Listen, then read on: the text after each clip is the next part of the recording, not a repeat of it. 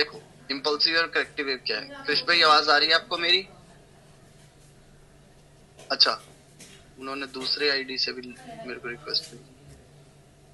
वो शायद शादी में गए तो उसको मोबाइल से अच्छा कोई बार शादी में। अच्छा अच्छा अच्छा अच्छा। पापा घर पे। तो प्रॉब्लम तो नहीं होगी कोई ऐसे कहीं ऐसा बेमन सेशन ले रहे हो मतलब कि? नहीं नहीं, उसके इश्यू नहीं, वो आई जाने वाला था। अभी मेरे पे फोन भी आया उनके पापा का कि भाई हम रेडी है, चालू करवाओ। अच्छा उनका कृष्ण भाई आवाज आ रही है कृष आपको? हाँ हाँ, आवाज तो आ रही है। ठीक है चलिए ठीक है। अच्छा एक टॉपिक है इम्पल्सिव और करेक्टिव वेव क्या है। देखो जो जैसे अप ट्रेंड चल रहा है, अप ट्रेंड के अंदर रिकॉर्डिंग हो रही है, अप ट्रेंड के अंदर जितने भी ऊपर जाने वाली वेव होगी वो इम्पल्सिव वेव होगी, और जो अपोजिट आएगी वो करेक्टिव वेव। ठीक है, अब इम्पल्सिव वेव ने ब्रेकआउट स्ट्रक्चर किया,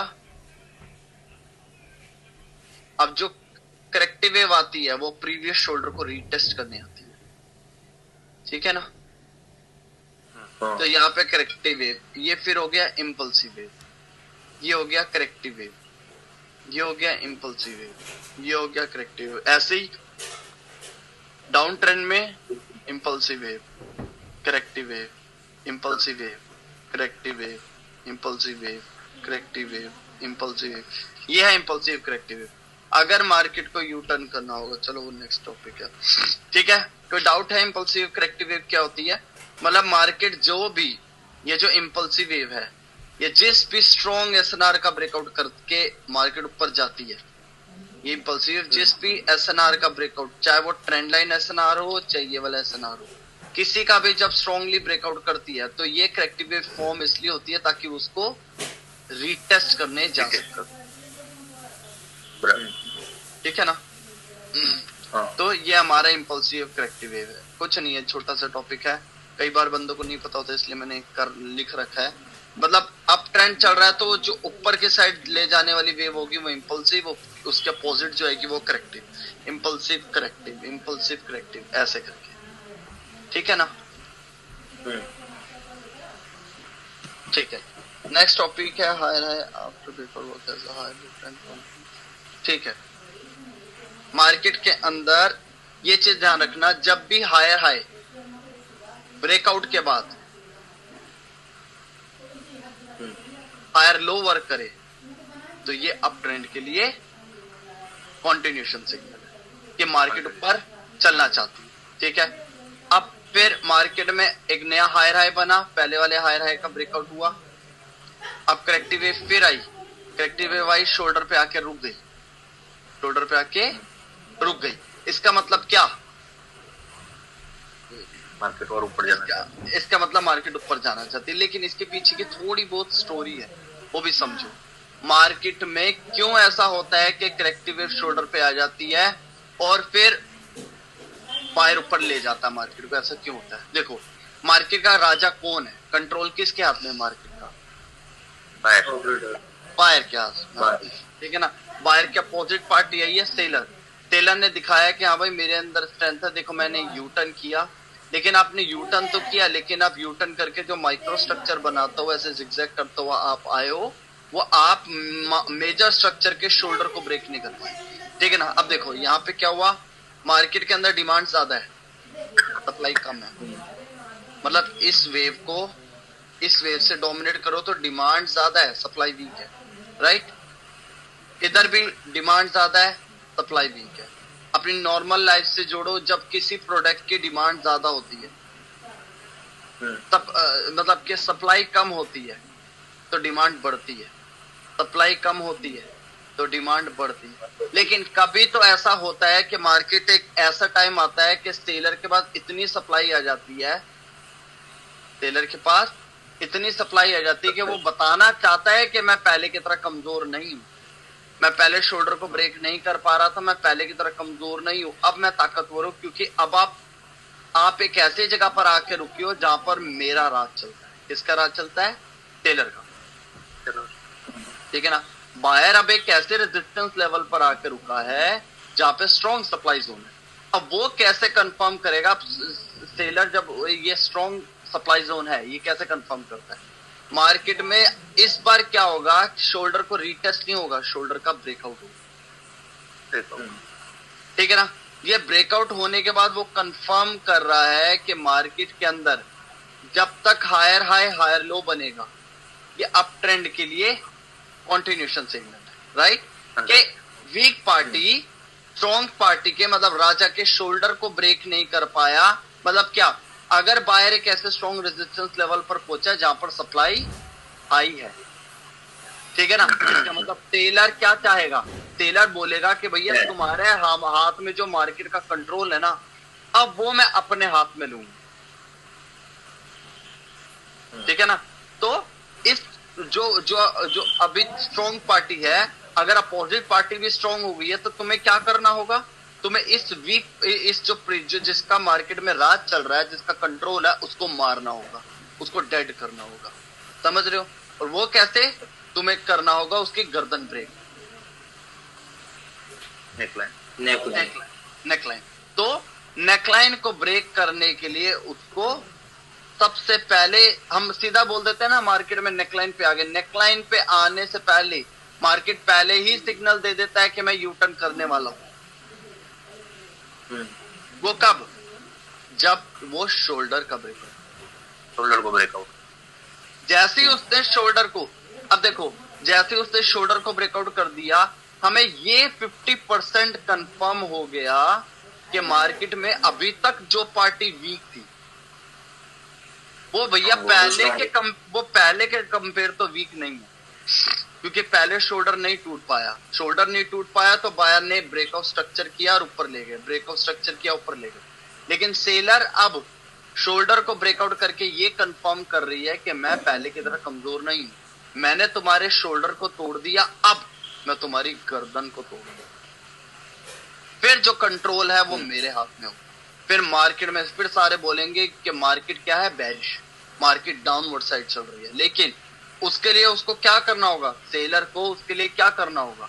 उसको जो राजा है उसकी नेकलाइन, उसकी गर्दन काटनी होगी। जो मैंने बोला ना, उसको मारना होगा। मारना मीन्स इसको खत्म करना होगा। खत्म करने के लिए उसकी गर्दन काटनी होगी। लेकिन गर्दन काटने से पहले मार्केट हमेशा हमें पहले ही सिग्नल दे देती है कि अब अटैक गर्दन पे होगा। वो कब होगा?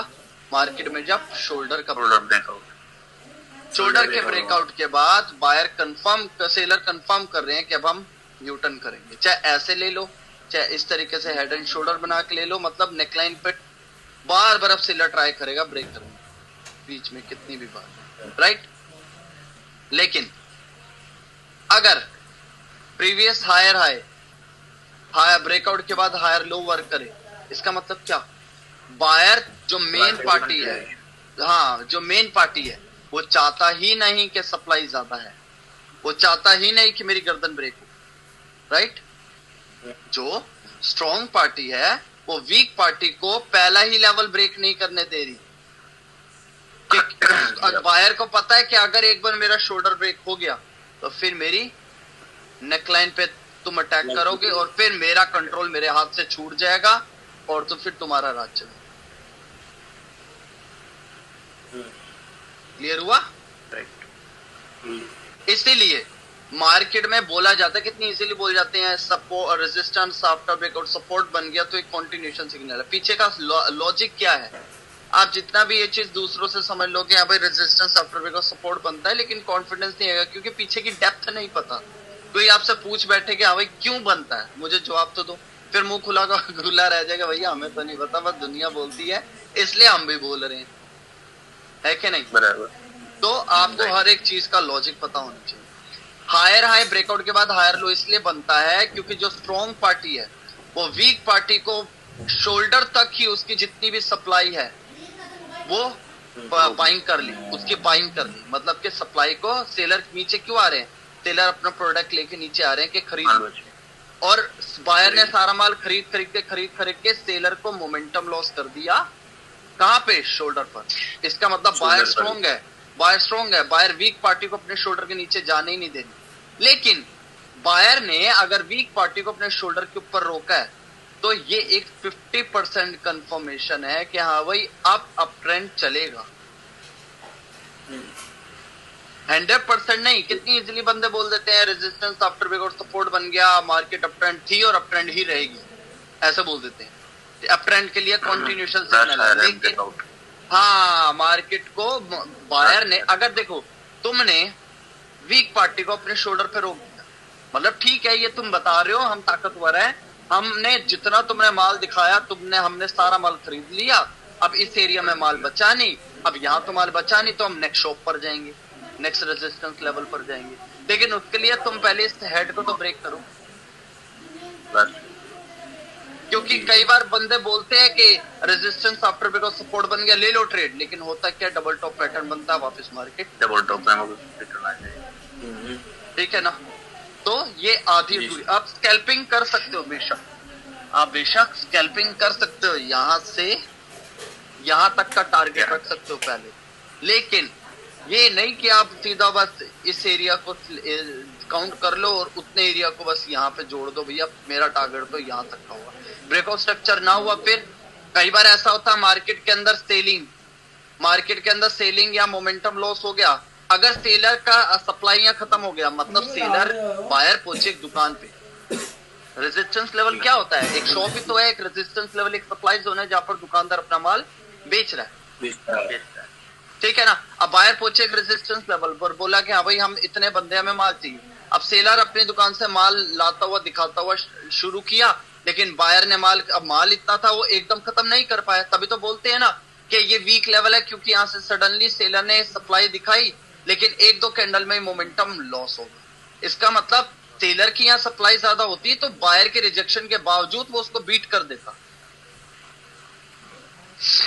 राइट, वो उसको बीट कर देता, मतलब रिजेक्शन आती, लेकिन एंड में सेलर की हेल्दी कैंडल ही बनती। मतलब क्या, ये नहीं कि अगर सेलर की ऐसी कैंडल बनी है तो बाइंग हुई नहीं, ट्राई किया था, लेकिन end of the time seller की सप्लाई बायर की डिमांड पे हावी हो, समझे कि नहीं। तो बायर की सेलर की जो सप्लाई है, सेलर की सप्लाई आ रही है, अब सेलर ने अपना माल दिखाया, बायर ने आप तक आते आते सेलर का सारा माल खरीद लिया, अब सेलर का माल खरीद लिया, जो बैकअप में जो बायर थे जिनको नीड है, जिनको अभी भी माल चाहिए, वो क्या करेंगे, वो अपनी स्ट्रॉन्ग कैंडल दिखाएंगे। अब तुम्हारी सप्लाई तो वैसे खत्म है, अगर तुम्हारी सप्लाई खत्म है तुम अपर रिजेक्शन ज्यादा नहीं दे पाओगे, मतलब अपनी एंट्री शो नहीं कर पाओगे, तब समझ आ जाएगा कि भैया ब्रेकआउट स्ट्रक्चर होगा। लेकिन अगर इसके बावजूद स्ट्रॉन्ग रिजेक्शन आते गए और बायर की डिमांड हो गई डिक्रीज, तो डबल टॉप फिर मार्केट में ब्रेकआउट स्ट्रक्चर थोड़ी ना हो, फिर तो साफ पता लग रहा है कि सेलर पहले भी एक्टिव था, अभी भी जब बायर यहाँ पर पहुंचे तो अभी भी सेलर एक्टिव है, ठीक है ना। तो फिर आप कैसे कह सकते हो कि रेजिस्टेंस आफ्टर ब्रेकआउट सपोर्ट बनता है, तो ये ट्रेंड के लिए कंटिन्यूएशन सिग्नल, हाँ सिग्नल है, कंफर्मेशन नहीं, समझे कि नहीं, सिग्नल है। तो अब बायर को अगर कंटिन्यू चलना होगा, ब्रो मेरे कोर्स से और कुछ नहीं, सिर्फ स्टोरी ही है जिसको आप सीख के प्रो बन सकते हो, क्योंकि स्टोरी और कुछ नहीं, प्राइस एक्शन ही है। प्राइस एक्शन क्या है, हैमर कैंडल को मैं प्राइस एक्शन बोल दूं, morning star, dark cloud, period bar, shooting star, harami pattern, इसको क्या मैं प्राइस एक्शन बोल दूं, ये प्राइस एक्शन नहीं है, ये जस्ट एक पैटर्न है जो हर एक एज पर बनता है, ठीक है ना, वो प्राइस एक्शन नहीं है। प्राइस एक्शन कुछ और है, मार्केट के स्ट्रक्चर क्या कह रहा है, मेजर स्ट्रक्चर माइक्रो से क्या कह रहा है, माइक्रो मेजर की कितनी बात क्या है कि उसके टारगेट को हिट करवा रहा है, ठीक है, एक कैंडल दूसरी कैंडल से क्या कह रहा है, एक विक दूसरी विक से क्या बात कर रही है, इन सब के बंच को मिला के जो एक कंक्लूजन निकले उसे बोलते हैं प्राइस एक्शन। और प्राइस एक्शन क्या है, वो सब क्या है, वो स्टोरी है, स्टोरी जो बन रही है उसे ही प्राइस एक्शन कहा जाता है, और कुछ नहीं है प्राइस एक्शन।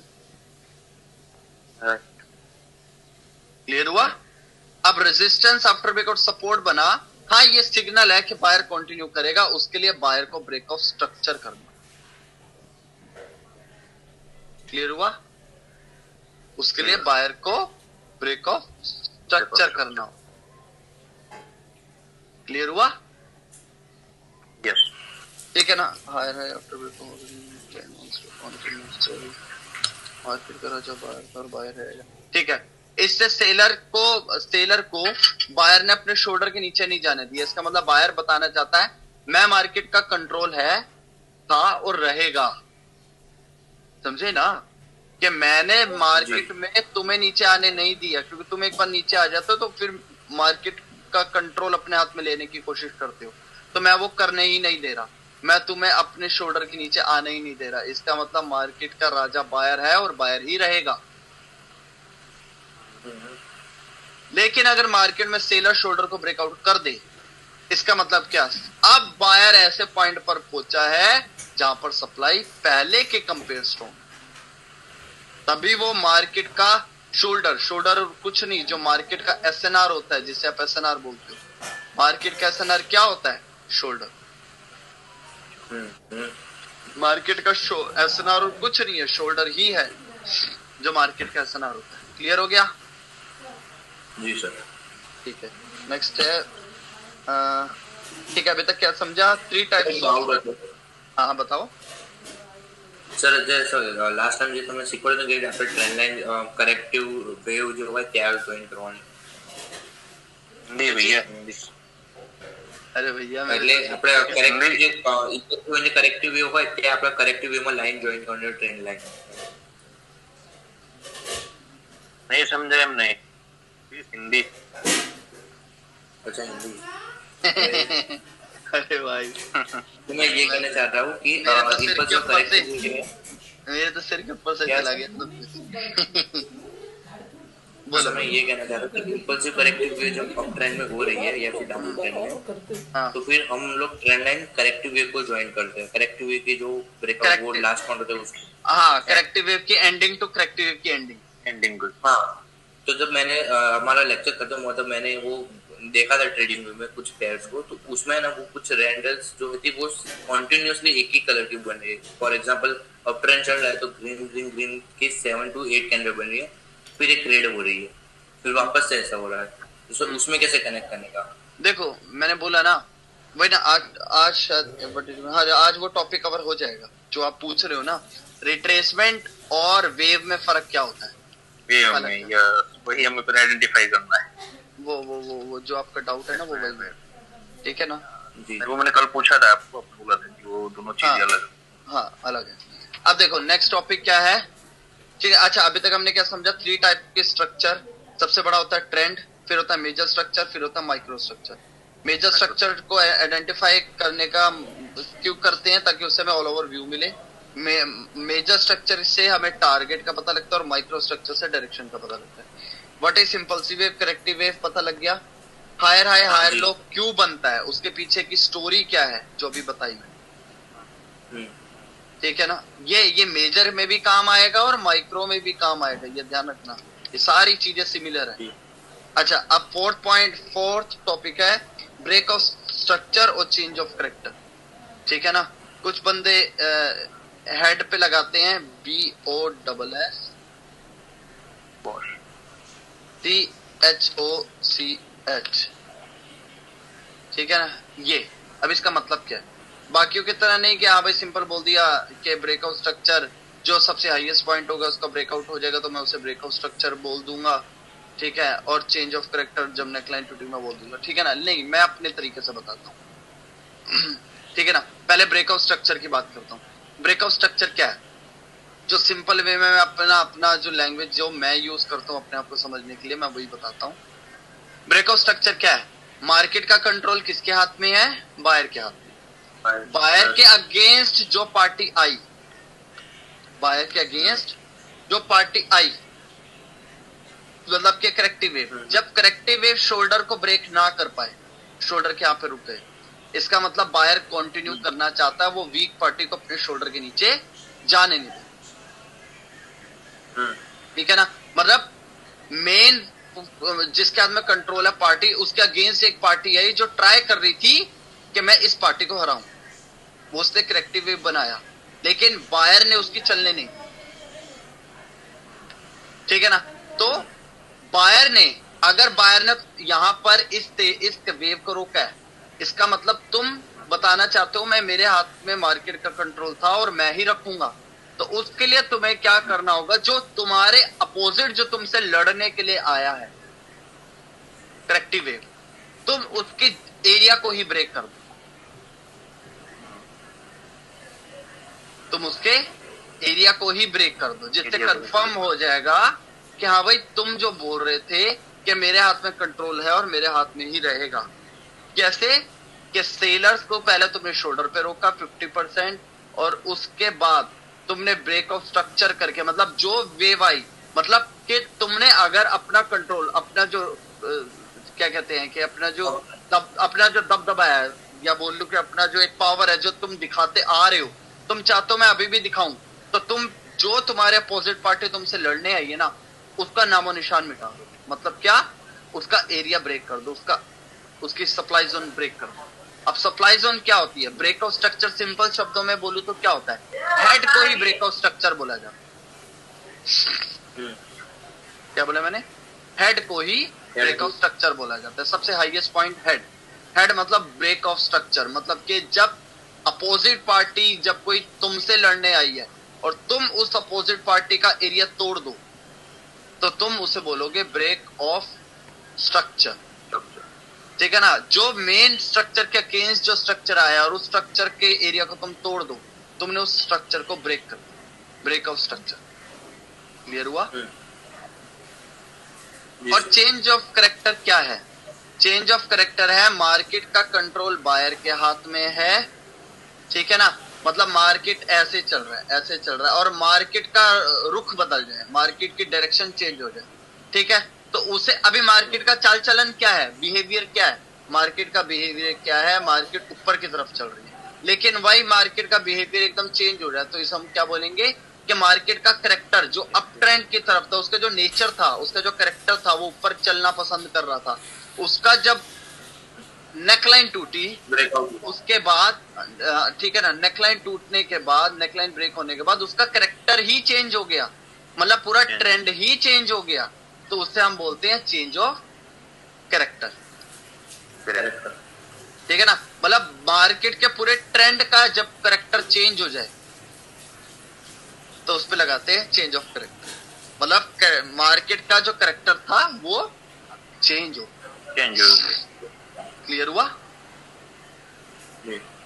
समझ आ गई ना। एक बार बताओगे मुझे ब्रेक ऑफ स्ट्रक्चर का मतलब क्या है। सर डाउट है तो क्या चीज, सप्लाई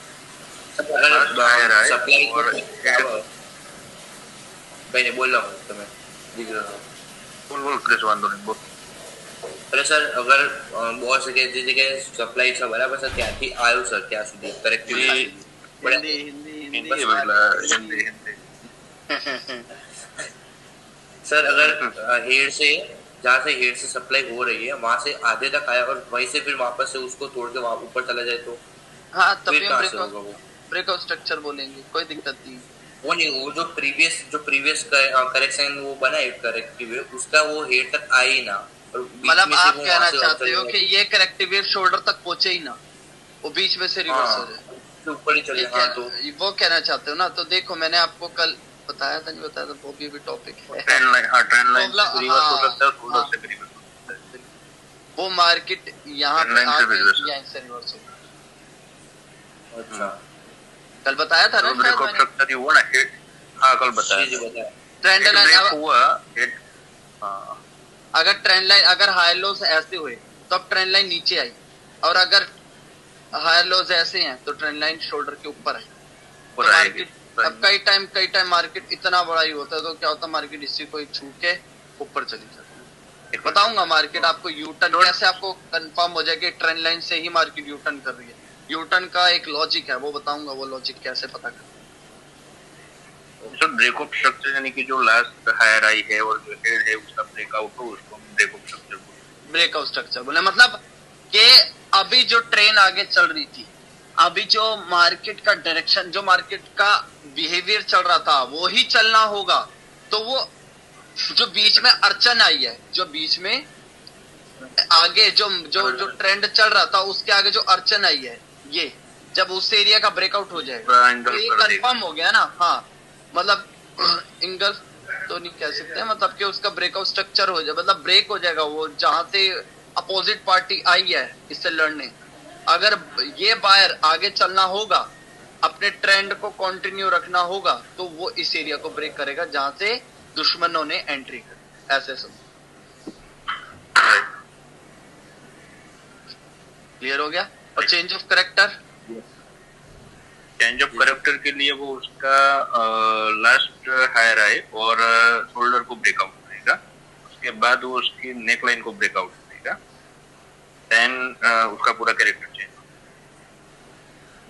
ठीक है। मार्केट के अंदर पहले शोल्डर टूटेगा, वो हो सकता है डिपेंड करता है ट्रेंड लाइन ऊपर आती है, ठीक है ना। तो आप इसको थोड़ा साइड ही रखो, मतलब ये नहीं है, जरूरी नहीं, लेकिन मैं ये चीज बार बार नहीं बोलता, मैं बार बार शोल्डर का ब्रेकआउट या नेकलाइन का ब्रेकआउट बोलता हूँ, लेकिन ये नहीं इसकी वैल्यू नहीं, ठीक है ना। लेकिन मैं इसलिए इसका नाम लेता क्योंकि फिक्स नहीं होता, ये ऊपर है ये नीचे है, ये फिक्स नहीं होता, इसलिए मैं कहीं भी हो सकता है, इसलिए मैं इसको ज्यादा बोलता नहीं। तो मार्केट में अगर मार्केट में शोल्डर का ब्रेकआउट हो गया, इसका मतलब वीक पार्टी क्या बताना चाहती है कि मैं पहले की तरह वीक नहीं हूँ, मेरे अंदर अब पावर है, मैं मार्केट में अब यू टर्न करा है तो मैं मार्केट में कुछ बड़ा करने वाली हूँ। मतलब क्या, अब मैं नेक लाइन पे अटैक करूंगी, क्यों? क्योंकि मैं करेक्टर चेंज करना चाहती हूँ। क्यों? क्योंकि जो तुम्हारा कंट्रोल है वो मैं अपने हाथ में ले लेना चाहता हूँ। क्लियर हो गया? क्लियर। ठीक है।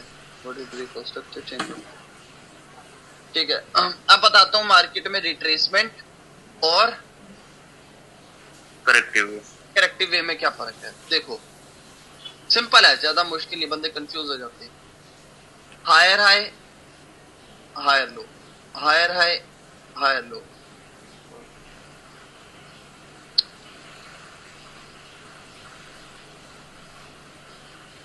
Higher high higher low. अब ये क्या है, ये जो कैंडले हैं ये दो रिट्रेसमेंट है, समझे। अगर मेरे को इसको वेव का नाम देना होगा तो मैं क्या करूंगा। देखो मार्केट को ऊपर ले जाने वाला लास्ट ट्राई कहां हुआ है, सेलर दो रिट्रेसमेंट एंटर हुई, इसी इंपल्सिव, देखो ये भी इंपल्सिव का पार्ट है, एक मिनट, ये भी इंपल्सिव का पार्ट है, ये भी इंपल्सिव का पार्ट है, ये भी इंपल्सिव का पार्ट है, ये भी इंपल्सिव का पार्ट है। मतलब ये चारों क्या है, एक ही आगे ले जाने के लिए, आगे ले जाने के लिए सब एफर्ट लड़ा है, सबने अपने अपनी मेहनत दिखाई, सबने अपने अपना काम किया। तो मतलब क्या, ये चारों इंपल्सिव का पार्ट है, राइट, ठीक है ना। उसके अपोजिट जो आई रिट्रेसमेंट, उसके अपोजिट जो आई रिट्रेसमेंट, उसके अपोजिट जो आई रिट्रेसमेंट। लेकिन मैं क्यों बोल रहा हूं, क्योंकि मार्केट में higher high higher low, higher high higher low, higher high higher low, no new higher high, market में नया हायर हाई नहीं बना। और अगर लोअर लो बन जाए, मतलब क्या, ऊपर ले जाने वाला last effort, colour change red to green. Last time इस ग्रीन कैंडल ने यहां से पकड़ बना के एंट्री करके ऊपर ले जाने का ट्राई किया, अपने एफर्ट लड़ाए कि मतलब मेरा जो काम है वो मैं कर रहा हूं, मेरा काम है मार्केट को ऊपर लेके जाना, वो मैं कर रहा हूं। मतलब लास्ट ट्राई यहां से ट्राई, उसके अगर नीचे आ जाए मार्केट, लोअर लो बन जाए, पहले आप खुद बताओ ना, higher high higher low, higher high higher low, higher high higher low, higher high higher low, ठीक है, लोअर लो बन गया। ये लोअर लो बन जाने का मतलब, अब देखो मैं ऐसे बताता हूँ, higher high higher low, higher high higher low, lower high higher low, higher high higher low, higher high higher low, lower high higher low, higher high higher low, higher high. कहीं पे भी लोअर लो बना, ध्यान से देखो, नहीं बना ना। इसका मतलब मार्केट ने डायरेक्शन चेंज करी ही नहीं, ये जस्ट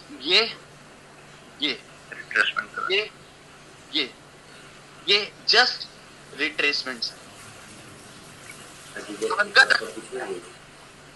हेलो,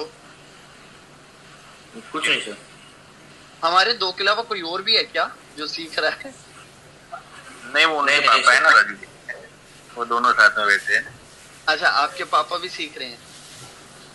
वो क्रिस के पापा है ना, वो भी साथ में। अच्छा अच्छा अच्छा, अभी भी आए सर इसे। अच्छा, पापा जी को नमस्कार कहना भाई मेरी तरफ से। नमस्कार सर। नमस्कार। तो मार्केट के अंदर higher high, higher low, higher high बना, लोअर हाई बना, मतलब कुछ भी, चाहे हायर लो बने, कुछ भी, मतलब पहला लोअर लो बन जाना। और लोअर लो कब बनता है? जब लास्ट हायर लो, ऊपर जाने वाला लास्ट एफर्ट के नीचे अगर मार्केट आ जाए तो पहला लोअर लो बन गया। अब खुद बताओ ना, इसके पीछे कोई लॉजिक तो होगा या इजीली ऐसे बोलते हैं higher high, high low, higher high, high low, lower low. ये लोअर लो क्यों बना, ये आपको कुछ बता रहा है? यहाँ से अब सप्लाई ज्यादा होगी, यहां से मार्केट डायरेक्शन चेंज कर चुकी है, समझे? और जब डायरेक्शन चेंज कब होगी?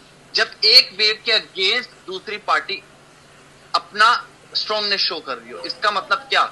अगर अब मैं इसको ऐसे कर दूं, ध्यान से देखो,